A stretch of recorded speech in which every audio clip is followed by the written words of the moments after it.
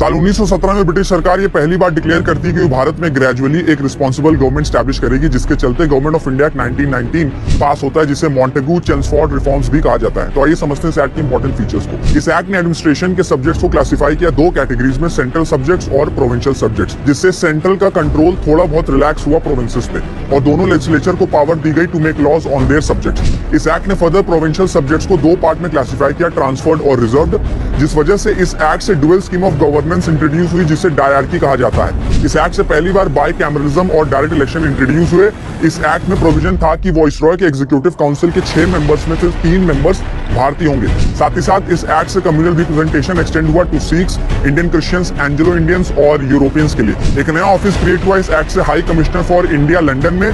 Public service commission बनाने का provision भी इस एक्ट में था। और लास्टली इस एक्ट ने पहली बार प्रोविंशियल बजट को सेंट्रल बजट से अलग किया और प्रोविंशियल लेजिस्लेचर्स को ऑथराइज किया टू इनैक्ट देयर बजट्स। साल 19